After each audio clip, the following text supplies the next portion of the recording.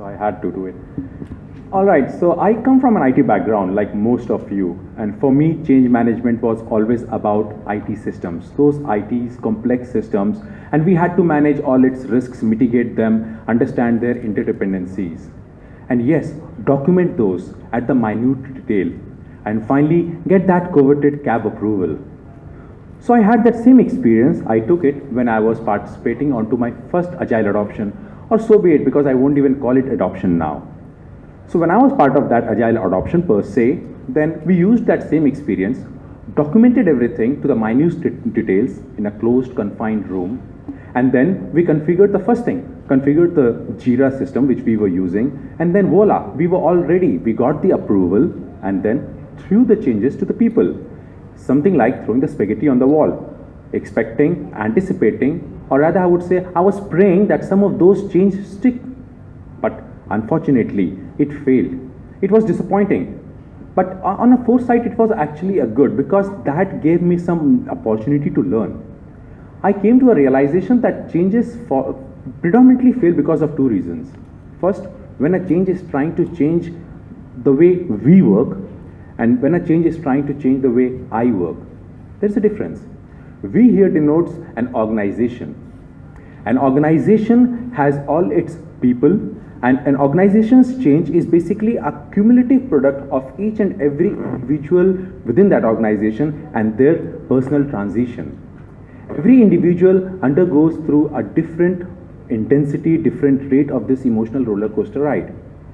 And when this change that we are talking about tries to change or is against the whole belief system of that organization, then that organization treats that as a virus. And with all its culture, its structure, its all its intensity, it again attacks back. It's like a perfect bad organ transplant. It kills that change. So yes, culture is very important. You try to do a change on an organization which is predominantly a command and control, and just try to remove status reporting from that. Status reporting which feeds into the management's ego. Just try that. Good luck. But if you try that same change of removing those status reporting from an organization which has a predominant collaborative culture, then you'll see a completely different response. Why is that? Again, culture plays a very important role. But there's equally important, if not more, is the I part, how I work. And this is an individual's decision to participate on a change or to have a different perception about the change. And these individuals are what we were missing out when we were talking about the complex IT systems. We forgot the most complex system within any organization, the people and their brain. So for that, let me talk about how we can change people's resistance toward the change or their perception toward the change. But for that, let's talk about how this whole brain is structured around it. So our brain is basically, now this is more around neuroscience, just some background before we talk about the change part of it. So what we see, our brain is the product of millions of years of evolution. The first part of the brain which was developed was the reptilian complex. Now this part of the brain is majorly about reproduction, eating, sleeping, merrymaking. The survival at the best. So when you see fire anywhere, you don't stop over there to do a root cause analysis. Your brain immediately sends you a signal that, dude, run away, your survival is at threat. And this reptilian complex has really helped us survive. When we are walking on a dark alley and we see a shadow, we don't stop to see, okay, what is there? We just perceive threat and we run away from there. And then as we evolved, we've developed the mammalian side of the brain called the limbic system. Now this limbic system takes care of our emotions, socializing, empathy. Predominantly 80% of our day-to-day activity, apart from the reptilian survival instinct stuff, is done by this limbic system. And then finally comes the highly evolved, the human brain, the neocortex, the upper part of it, which makes us rational, analytical. We can analyze things, right?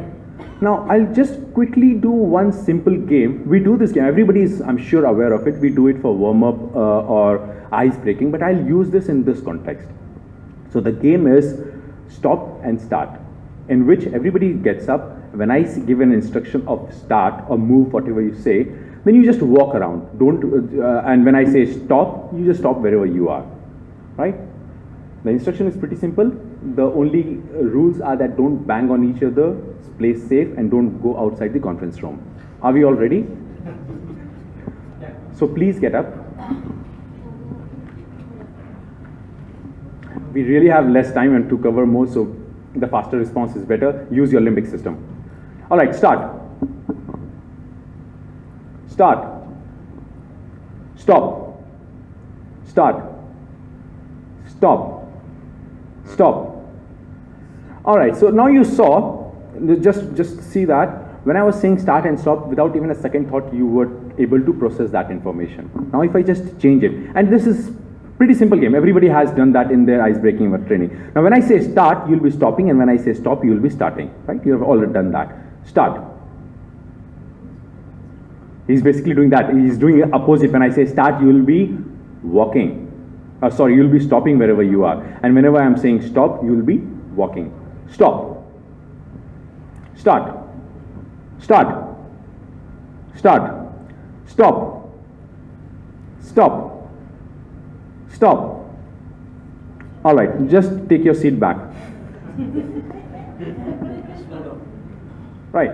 Now, the third part, I didn't do it, the part of the game which I wanted to introduce, but that would have created a panic. Now, the first part of the game where the instructions were very well wired within your brain.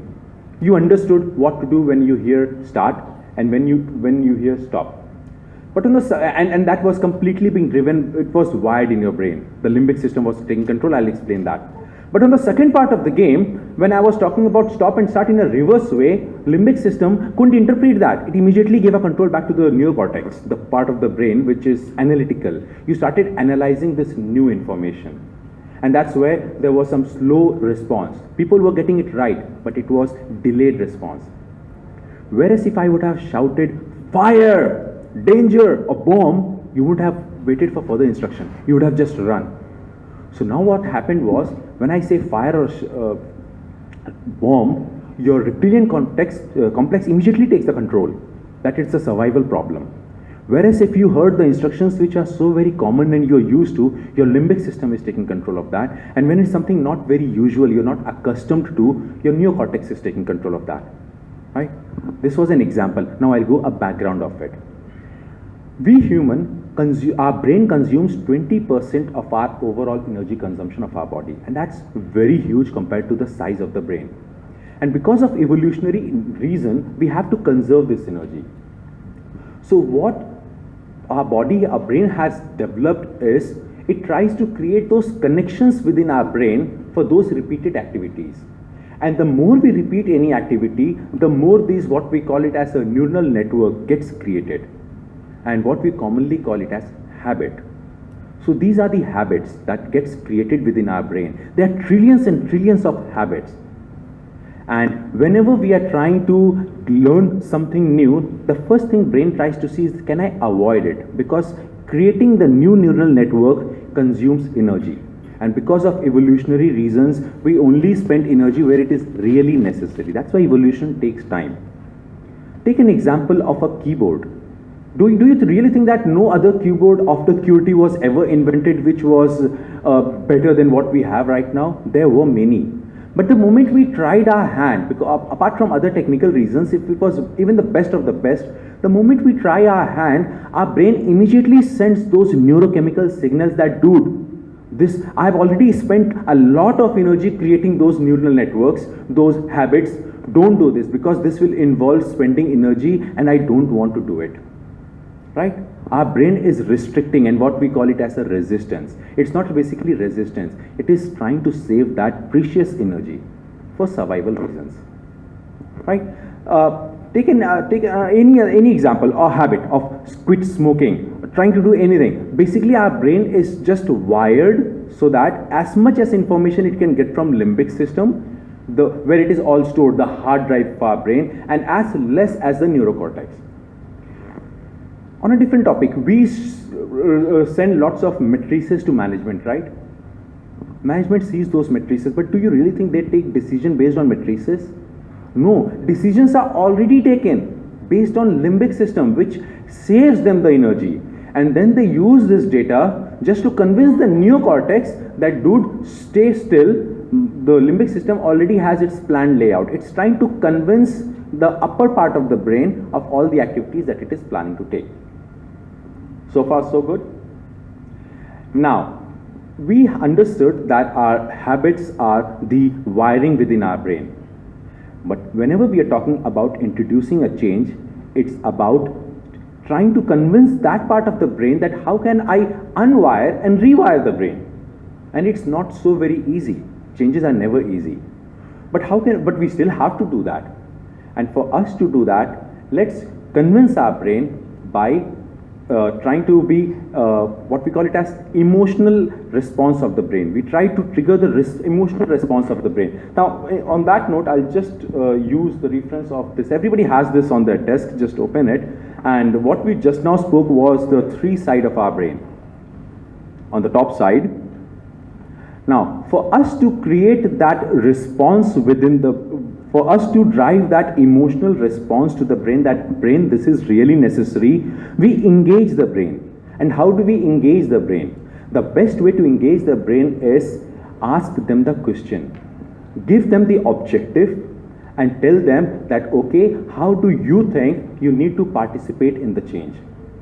And it has been proven through various scans that when you engage people in asking the question and they have to generate this insight, then a chemical called dopamine gets released within the brain. They feel the pleasure, they feel really good about it, and they want to invest onto that. And there is also something called IKEA effect.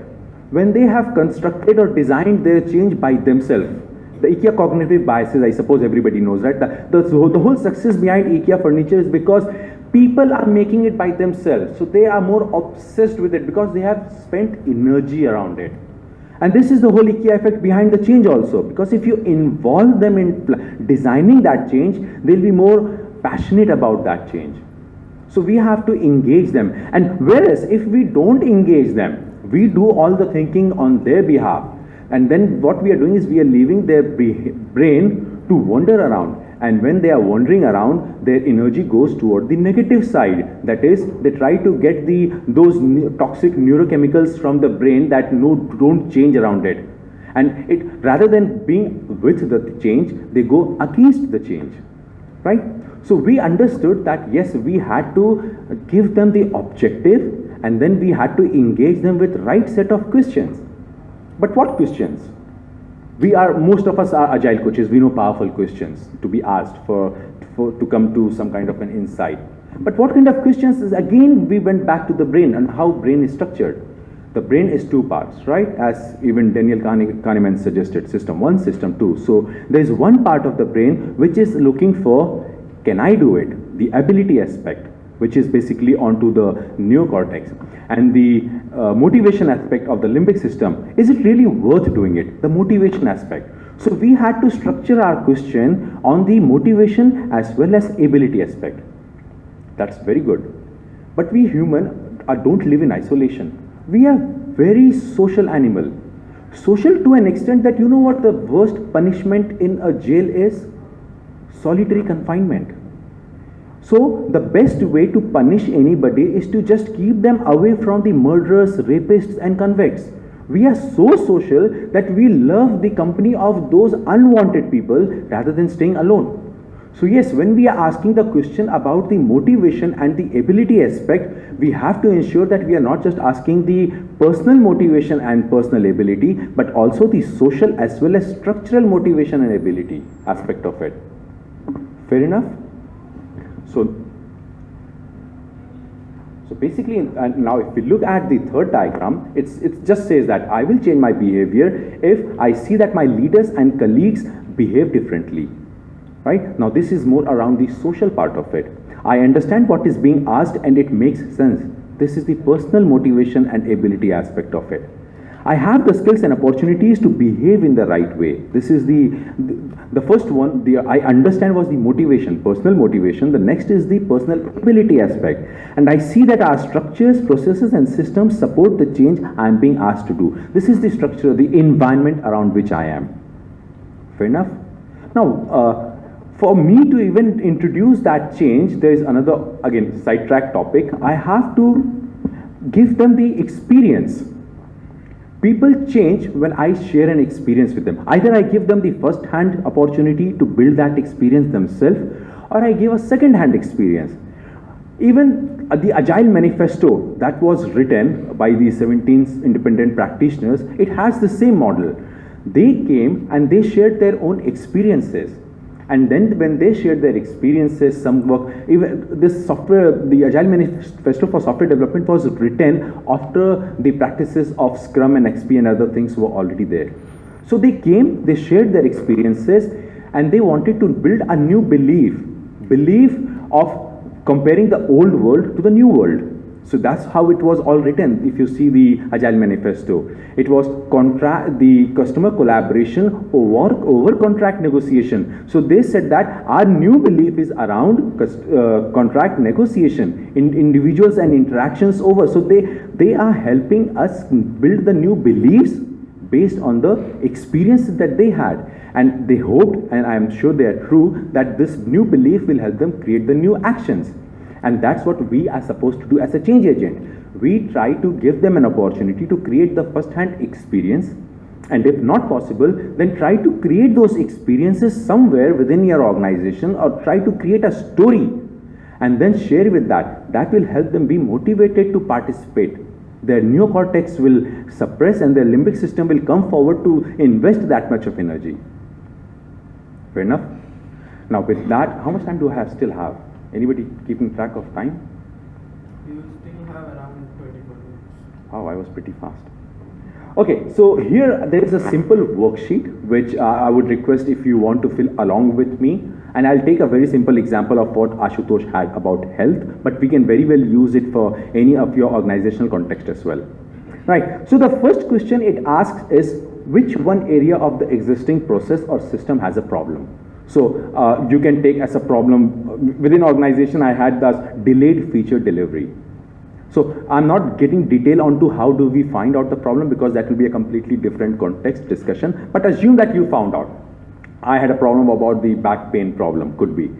Now, the second question is also called as a miracle question in psychology. Suppose that I went to bed and overnight a miracle happened. Which one vital behavior I notice that I would tell me that yes, things are getting better? So I wake up, one fine day, I reach office and I see that the behavior has changed. What is that vital behavior you have to notice? And if you have not noticed, imagine that okay, now you see that your developers and testers are collaborating. You're not seeing that testers are intentionally and sadistically posting the defects late at night so that developers have to stay, and developers spend 4 hours just to justify that it's not a defect. And in the morning, again, the cycle runs.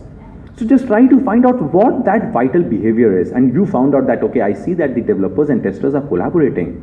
Okay, so I have nailed down that one behavior. Now, how can so personal motivation, how can I be motivated to participate in that behavior? A perfect question what we ask in change, what's in it for me?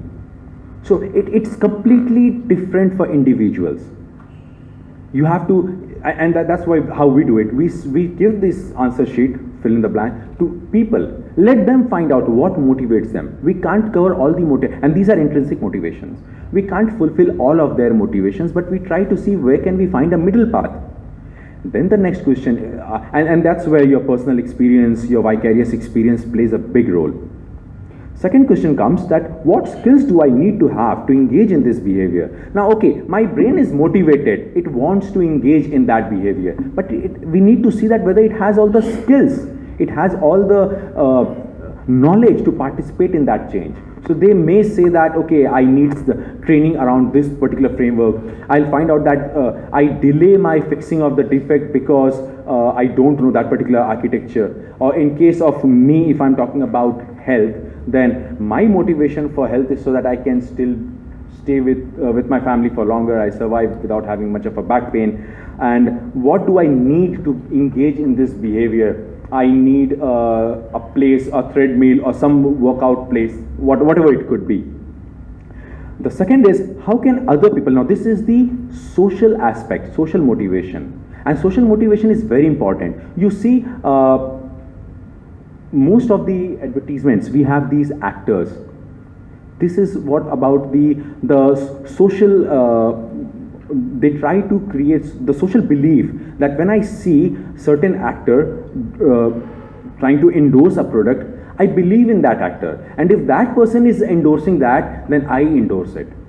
It's a typical diagram which you also say, showing about the change curve, right? The early motivators and the mavens. And so we try to find out those mavens and those innovators, those respected people within. We don't do this exercise with everybody. No, we can't do that. We do first we have to find out, and that will be completely different topic altogether, but we have to find out those innovators, mavens, respected people, and we try to take them through this journey, because they are the people who will be answering these. Not the late majority people. They'll not be telling me anything about the change. I'll be banking on these early adopters to help me get onto the change, right? So I have to find out those mavens who will be motivating, who will be advertising, who will be leading by example. Fair enough? And then comes and this is when I talk about the health part, it's my wife who pushes me to go to the gym. It's my friends who, if I'm talking about smoking, it's my friends, if I take out a cigarette, they'll say that no, don't smoke, this is bad for your health. Then comes my social ability aspect, that I have the right people. If I'm talking about gym, I have got the right instructors who tell me, because even if there is a gym, I am motivated, and if I don't find anybody who's going to help me how to do that, I might not be doing it. Similarly, if I am motivated to fix the defects, but I don't know how to fix the defects and there are no people around there when I need them, I might not be motivated to do that. So it's management's responsibility once they know that they arrange that, right? And then finally comes that what reward system can keep me in this behavior. Now let me give you an example over here. Like this typical developer tester, we found out that it's a matrices itself. The metrics that management has placed was backfiring it. You put a metrics on developers on the least number of defects, the more you get rewarded. And on the testers, the more defect you find out, the more you get rewarded. It's completely contradicting the behavior, and that's what the response was getting it out. So we tried to remove these matrices. We just kept the end-to-end matrices, that the number of defects the customer find, everybody gets penalized, right? And then finally comes what environments are required to keep me on progressing in this behavior. Now this is about the structural, the physical stuffs, the processes. Now, for example, the health again. If a gym is 10 kilometers away or 20 kilometers away from where I reside, I might not be motivated, no matter how good company I have, no matter what reason I have. I might just go for a week. After that, I won't be. Similarly, if I don't have the technical tools, if my environment access has a problem, I might not do. I might just do it for 2-3 days. After that, I might just give up. Fair enough? So I just tried to quickly go through these questions on the different dimensions of motivation and ability, not from personal, because what we generally do is we try to address from the personal perspective, but the social as well as the structural. Now, I would request that you take an example, if we still have time.